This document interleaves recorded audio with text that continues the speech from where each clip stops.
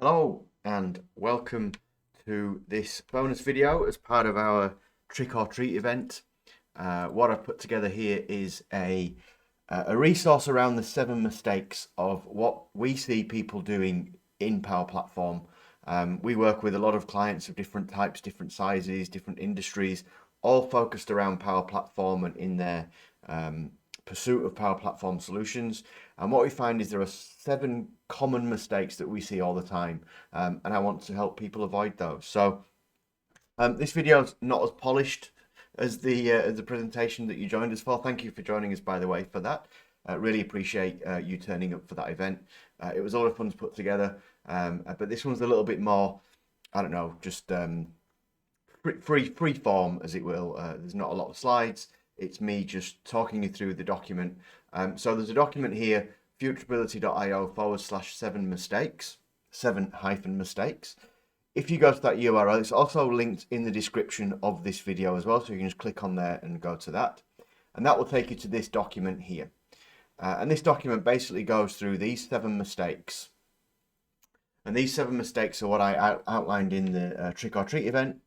And what I've done is I've put together sort of a top 3 or 3 good resources to go and look at for each of these 7 problems. Now, also in the description below, you will see timestamp chapters, so you can click on those to go to the mistake that you want to learn more about. Depends on your role and things like that, your focus. So feel free to jump around and skip around on that as well. If for any reason you can't access the PDF, just drop me an email. You have my email from the event, and I will send you a copy of the PDF over email. So let's go through the seven mistakes. No governance plan, don't know what environments are for, enterprise apps being built in the default environment, apps and flows use user accounts, people don't build apps and flows in solutions, data loss prevention is not set up, and they don't understand licensing. Now, all of these here use certain terminology that you need to be familiar with if you are building on Power Platform or if you seek to administer Power Platform. And as a result of going through these resources, you'll get an understanding of those and have the option to delve as deep as you like. It's a bit of a rabbit warren. Trust me, I've been in this now for a couple of years, and so deep, you can get so deep on certain things. But hopefully you'll get the core concepts of each of them. And yeah, I'm here to help you if you get stuck. So what I'm going to do is I'm going to change the view a little bit like that. And I'm going to bring up the document here. I'm going to go through each of these in turn. And I'll just go through the 3 resources that are provided in the document, and then give you a bit of a summary of each of them as well. So there is no governance plan. So doing nothing is not an option. As an administrator, if you're watching this as an IT administrator or IT leader or a CIO or something like that, you need to be aware of what Power Platform allows your users to do in your tenant. They can build pretty cool solutions in there. They can also do some, there's a bit of risk to it. I won't say do some damage, but they can certainly do some inadvertent mistakes and things like that. So here are 3 things that I find useful to take clients through. First of all is this resource here. This is just like the overall guidance documentation of Power Platform. So this is a good place to start. Here you've got some adoption best practices. One of those is referenced as my next resource tip. Then we have Center of Excellence. Now, Center of Excellence is a suite of apps and flows that you can install in your environment, preferably in its own Power Platform environment. And what this does is it gathers information about what your users are doing in your tenant, like what they're creating, puts in pipelines of work, puts in innovation pipelines. There's a few core features in COE, so definitely research that. This is the gold standard way you'd like to get to if you're well, for me, this is the gold standard that you should be looking at implementing. Not straight away. It might be a few years from now. But the COE is about, okay, we've got a bunch of citizen developers doing stuff. We need to get some oversight over that. And we also need to have some workflows in there. So COE is definitely worth looking at. I'll talk about that a little bit more later on. Then we have the Creator Kit. Now, Creator Kit is For organizations that have a lot of makers that want to have branding and guidelines on uh, creating a unified user experience across apps. We use CreatorKit when we're building apps here. We use CreatorKit so that when we deploy a solution, there are some base components that go into that solution from the CreatorKit that control things like branding and user interface UI controls. So the CreatorKit is more around makers and creating that policy of standardization for how apps are created.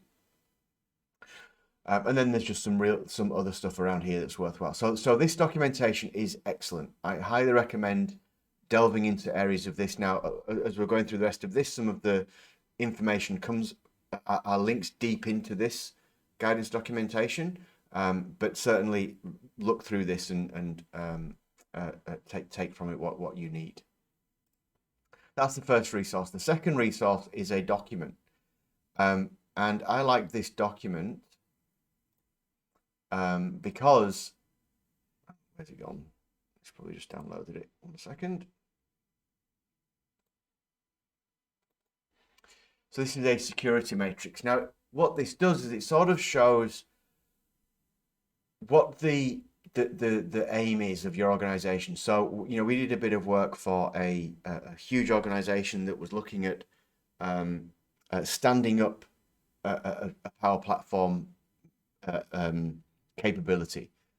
So this is a good starting point to sit down and talk to the business leaders and say, okay, whereabouts on this do you want to be? And they had no capability whatsoever. So it was about, okay, well, which bits around here? So they sort of floated around between 200 and 300 as a starting point to say, okay, we'd like to be around that place here. And then for each of these areas, you can build a strategy around how to get to that particular area that you're into. Now, you can also use it to assess where you're at in terms of your organization. Most people are going to be in the initial phase. Innovation driven by business areas, limited reuse, undefined strategy. People are just creating apps in environments, maybe not in their own environments, maybe in the default environment that we'll talk about as well. So it's a good way to just get an assessment of where you are as well as an organization. So this resource is excellent. Highly recommend going through that as well. And then, this is the Center of Excellence kit that I was talking about. Now, this gives you a good overview of what that is. So I'm not going to repeat what's in this video. Go ahead and check out what the COE starter kit is all about. How can I give a 30-second? 30-second is it a 30-second intro is that it gives you visibility over what people are doing in your environments and also allows you to initiate workflows to educate and monitor and ensure that your makers are following your best practices. That's what COE really is about. So that's the first one, the no governance plan. So in summary of that, Power Platform is there by default. You might be thinking it's not relevant to you. You might be thinking it's not relevant to us. It is. It is. And if you're a business area person, and you know that your IT department is not looking at Power Platform as a serious thing to be looked at, then send them this video and get onto them to look at putting a governance plan in place. There is research required. I will give you've got to do your own research. You can definitely reach out for me for a call. I'll guide you on other places or have some consulting from us or something like that to give you that research. But definitely recommend things rather than waiting for things to happen and then react to them. A state government agency that we know left things in Power Platform for a couple of years, and then the first part of their job now has been cleaning up all the apps that have been created without any governance. No idea what they do, risk of breaking, they could be using sensitive data, no idea what. So recommend a way forward, recommend governance rather than reacting to events. The second thing is environments, don't know what environments are and what they're used for.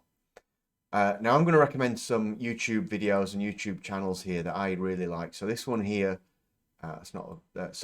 This here is the background. So the background reading, establish an environment strategy. Go through this, understand what environments are, and it tells you about defining a strategy. Environments are containers, high-level containers that contain apps, data, flows, AI models. Everything around Power Platform can be is contained in a container called an environment at the highest level. And you can separate those out based on region, based on department, based on dev, test, or prod. Lots of options of how to do that, and this takes you through understanding all of that. So this is a good background for environments. This is one of my favorite YouTubers. So this guy here, Brian Knight. Your community license. He's from Pragmatic Works, based out in the US. They've got some really good training content. We've got our own YouTube channel as well, so feel free to go and check that out. Just search for FutureAbility on YouTube. Hey, Power! This guy will take you through setting up a Power Platform environment strategy. So I recommend reading this first so you get an idea and then look at this, or vice versa. Either way you want to do it. This gives you a good background as to what it's all about. So that's that one. And then finally, if you want to go really deep on this, now if you are an administrator, then this is probably worthwhile looking at. This is especially with a larger organization. So say you are 1,000 people or above, then you need to be looking at this stuff here, especially for the administrator. Microsoft term environments landing zone. So a landing zone where a solution should be landing. So they're called the environments landing zones. And this document here, this GitHub document, is all of the best practices for landing zones across what Microsoft have put together. So this is an example of an environment strategy. They call it the North Star architecture for Power Platform and landing zones. Yeah, so this goes really deep on that stuff. There is also an Azure app that you can install. Deployment here. This reference implementation. So you need to create a few things here. There's a few things you need to set up. But what this can do is it can, once you've gone through and worked out what your posture is in terms of environments, you can go into here in this, set this thing up, and then go in here and just choose what you need to do, choose your options, and then it will implement those policies. So here you can see here, what's your data loss prevention policy going to be, what's your admin environments and things like that. So worthwhile if you are in that position where you've got a lot of environments, big user base, you want to foster citizen development, then landing zones and North Star is definitely the place for you. So it's important to know what they are, what they do, and why use them, and they're the resources to go and do that. Third one, enterprise apps in the default environment. This bit of a repeat of before, actually, this one here. So again, define your Power Platform environment strategy, because if you don't have one, then people will build in the default environment. It is not best practice to build in the default environment. If I click on this link here, it will say here, so why is the default environment special? It is special because every tenant has a default environment, and every user within that environment has maker rights on it. So you can't really control access to that environment. Now, if you want to build your own apps and have that segregation of access, then you need different environments to do that. There's a few other things around default environment that you know, it's got a lot of solutions in there already that are just out of the box, and it just makes a lot more. It's a lot cleaner to have separate environments for separate uses. So once you have your default your strategy, two of the best practices for default environment. One is to rename it to personal productivity. to really clearly show what the intent of that default environment is. It's okay to give people access to create their own workflow, such as, when a new email arrives from a certain person, maybe I want to create a to-do from that. I want to create a task from that. Or maybe when a particular task is completed in Planner, I want to notify someone in Teams. All of these sort of workflows, these sort of personal productivity workflows, they're fine and they can be created in the default environment, but they are personal productivity workflows. So if you rename the default environment to personal productivity, you are signifying the intent of that environment. So that's pretty useful to do. The other key thing for a default environment is setting up data loss prevention policies. Now this here is a video from Microsoft, only 2 minutes long, and it shows you how to set up a policy, a data loss prevention policy for the default environment. Highly recommend you go and do that if that is your responsibility. And then, so people do want to build apps, right? So regardless of, the organization and the size, you will have people that will want to build apps in your organization. And when people start creating apps, you want to have visibility over that. So this here is another plug for the COE. The COE, this gives you the example of the app auditing process, which means that as someone creates an app, that could be in the default environment, it could be anywhere, right? But if they create one in the default environment, what you can do in the COE is you can actually monitor that and go, hey, Bob's created this app in default environment. We're going to send him an email and say, hey, look, you've just built this app in default environment. If you are building an app that is for your team, then reach out to us and we'll talk about where that should sit. So you can do things like that. So you can proactively guide your users down the best governance path for you. Enterprise apps default environment, nope. And here are 3 resources for investigating and going deeper on that. So know what the default environment is, know why you shouldn't develop in it, and as a minimum, rename it and implement data loss prevention. The next one, apps and flows, user accounts. So the links here. So this one here is from, I'm not actually going to go into these. This is the, I'll go into one of them, but this one here is just a post on the Power Platform community. This guides you through how to actually see all the flows in your in an environment. So if you've only got 1 or 2 environments, then definitely go into this Power Platform Admin Center, check out where they are, like where the flows are, and you can get visibility over all of the flows in your organization. So this might help to firefight if something is broken, to find out where it might be there's a flow somewhere that's not executing. Another plug for COE, Center of Excellence. The core components of COE, you have these inventory tables. So you can see the flows that are created. Now, if you've got a flow that's got an owner that isn't a service account, you could have a white list of accounts that say these are service accounts, these are user accounts. If it's a user account, then maybe you want to reach out to them and get that changed, or just know what's happening. Or as part of the offboarding, you can be checking what flows they own, and things like that. You can do this sort of thing outside of COE. COE is a bit of an install process. You can do this outside of COE. If you want us to help you with that, like create a small app for you that just does that flow management, absolutely get in touch and we can work on that with you. And then if it does happen, this was only recent, you can change the owner of a Cloudflow in Power Automate. So you need to do it in the admin center. You could, if you have rights already to that flow, you can do it. But if you are an admin, you can actually do this now, and this link shows you how to do that.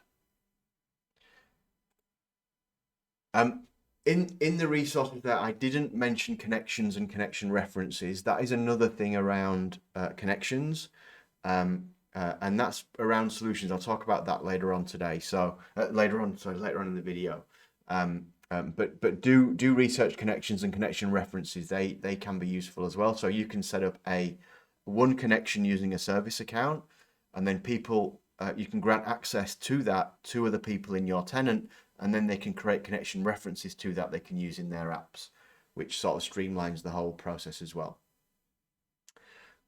So yeah, use Admin Center to view apps and flows, and then implement COE or a custom app that gathers the data to manage flows and apps proactively. People don't build apps in solutions, so solutions are super useful. I will open this up here, this one.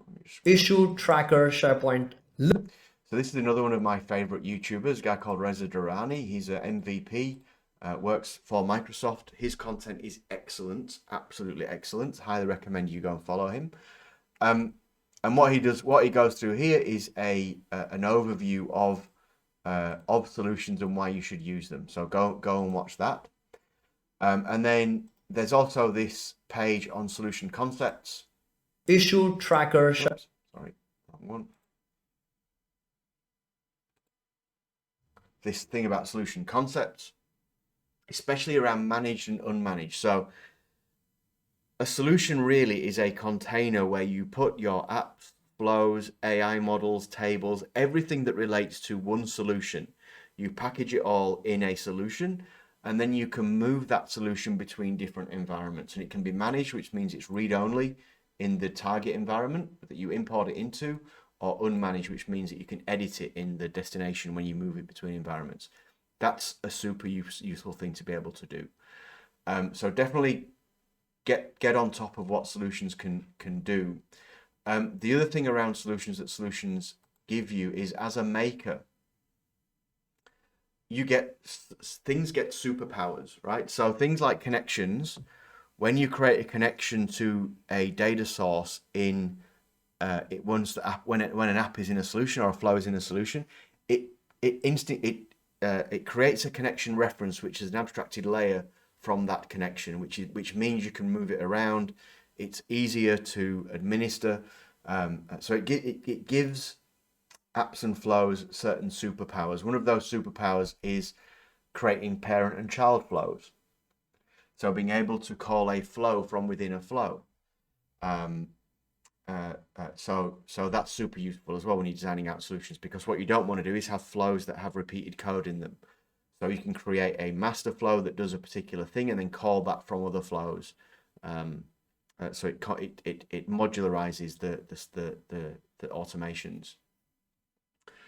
When I mentioned before around changing the owner of a flow, there is a little asterisk to that, and that's only for flows that are in solutions.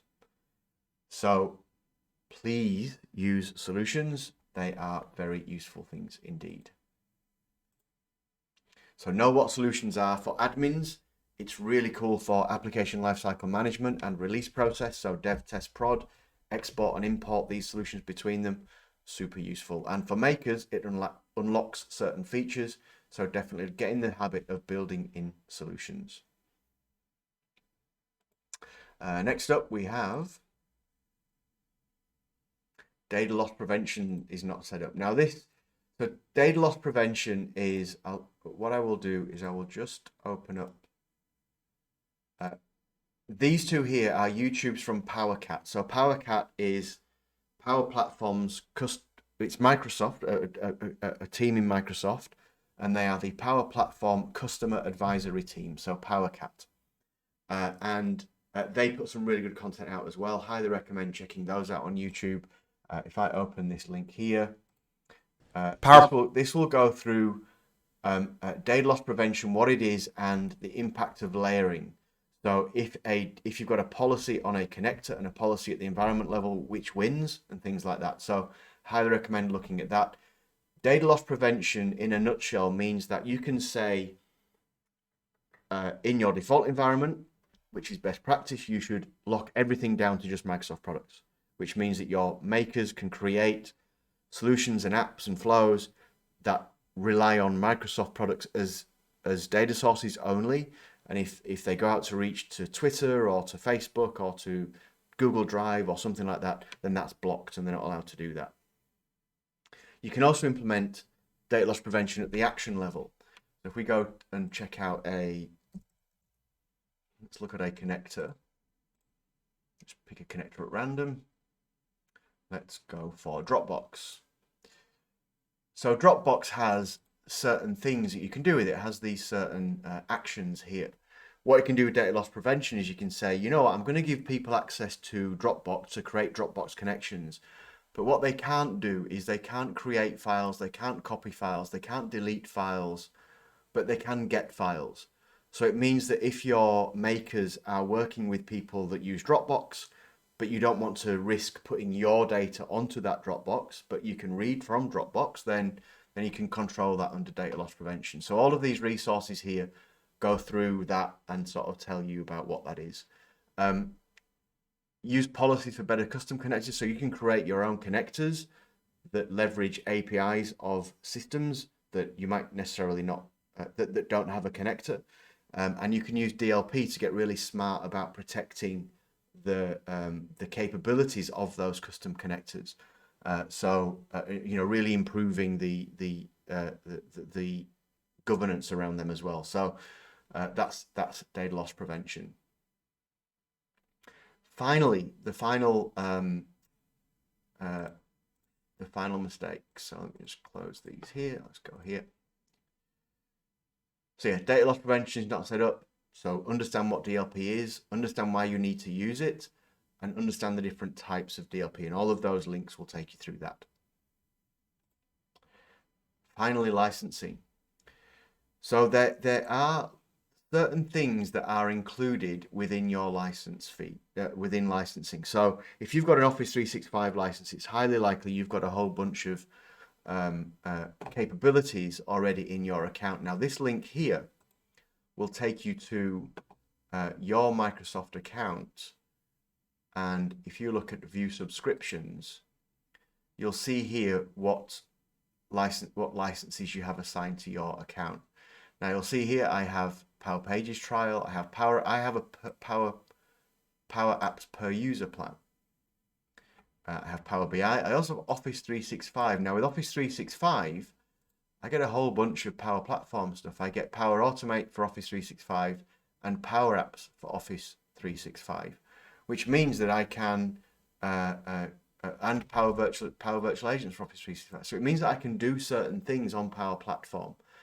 And it's important to know what you can do and what you can't do. Now, the one key license boundary that is easy to sort of understand and really easy to get is this, the premium connectors. So if we look at connectors, let's look at connectors again. So you have standard connectors and so if I look at standard connectors, I can create anything using my license that I've got here. So these licenses, a Power Automate or a Power Apps Flow, any of these standard connectors, I can create an app or a flow. If my app or flow only uses these standard connectors, then I can use that under my use rights included with Office 365. That's one key boundary. As soon as I can share that with anyone else that's got an Office 365 license, and they can execute that as well. As soon as I go and create, if any action or any part of my app uses a premium connector, it could even just be one call in the whole thing, that app or flow then becomes premium, and that's when you need to be licensed for that underlying product. Now there are product licenses for Power Apps and product licenses for Power Automate, and they're explained in the other resource that I linked to here. So the resources that are useful there is, the first is find out what license you have in your account. This one here is the official licensing guide, and it is a big document, so you know, just be aware of that. What is confusing to some is flexible to others. So it allows flexibility for the millions of Microsoft customers. I think there's 500,000 active Power Platform customers, and to you know, to cater for that all the different scenarios, licensing does have to be a little bit complicated, I guess. So here it will show you, if we look at this one here is quite good. It shows you the different types of licenses that have and the types of limited use rights included with the licensing. It also has these tables as well that tells you what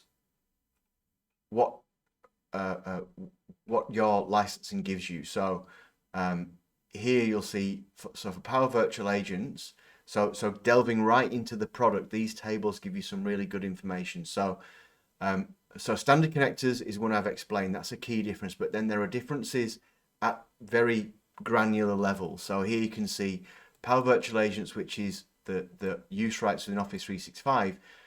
That's for Teams. So you can create Power Virtual Agents in Teams channels and use those as unlimited within Teams. And here it can tell you what those rights are. You can't use business process flows. You can't connect to an on-premise gateway. There's no capacity, etc.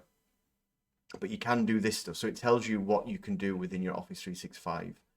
And same for Power Automate here. It tells you here.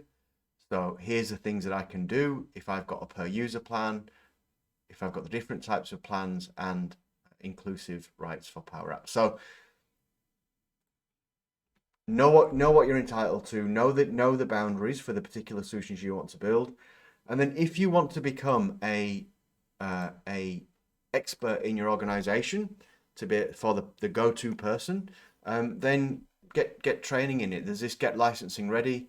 Once you sign in, you can, there's up to 50 modules. That it's a training course that you can go through, and it gives you the and there's one specifically for Power Platform, so you can get certified in the licensing of Power Platform, and then you're your organization's expert in that topic. So the final one is they don't understand licensing, and yeah, they're the resources for that. Thank you so much for watching this 21 resources video. I hope that was useful, and I hope you got something out of it. Please do drop me an email. Let me know what you think. Always open to feedback. And if you've got any questions or clarifications in any of the content, drop me an email or even comment on the video. I'm happy to, I will monitor those, and I'll happily answer in the comments as well. Before I leave you, I will just go through very quickly our services again. So if you do want to engage us, these are the things that we can do. And they're under three banners. So the first is the enablement, and this really is around governance packages. So helping you stand up a COE, a training package, helping you train your users in how to use the products. We can help you with your return on investment calculations, and also help you identify use cases. And this is around the governance and getting started piece. If you have a use case already and you just need resources to help build it, or you need a plan of how to build it, then we can help you with that as well under Rapidly Build Apps. And what we can do is we have a solution design engagement where you'll get a document and a roadmap of what you can build and how to build it. We also include a small demo in there as well to really help you understand how it will look, how it will feel. And then we can help you build it, and we build under a sprint engagement model, which involves you in that process. Every 2 weeks we meet, show you where we're at, show you what the backlog's at, and then make changes as we go, because we welcome changes. You know, it means that the solution's a better fit as changes happen. So we help you with building apps as well. Finally, automating business processes. So my background is in automation. We've got a team of people that can build complex cloud flows. We've built RPA bots and offer that as a service. And also, if you have any custom connectors that you want to connect to Power Automate, but you don't know how to build that bridge, that custom connector, then we can help you with that as well. On the emails that I send you, so look for Tony Brooks in your mailbox. There will be a book a call link in those emails on my signature. It will be on every one. Please just reach out, book a call, or just drop me an email. Happy to talk at any point. Thank you so much for attending Trick or Treat. I hope you got something out of that, and hopefully if you've stuck around here, thank you so much for sticking around to the end of this video, and I hope that this was useful for you as well. And I hope that we meet sometime around, and yeah, have a great rest of your day. Thank you very much for watching. See you later.